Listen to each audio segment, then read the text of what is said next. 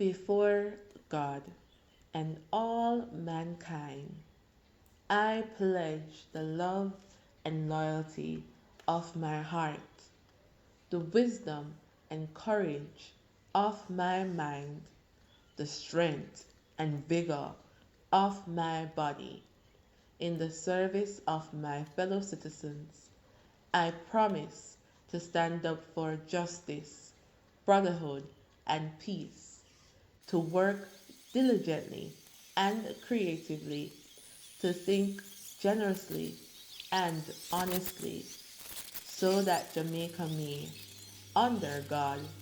increase in beauty, fellowship, and prosperity, and play her part in advancing the welfare of the whole human race.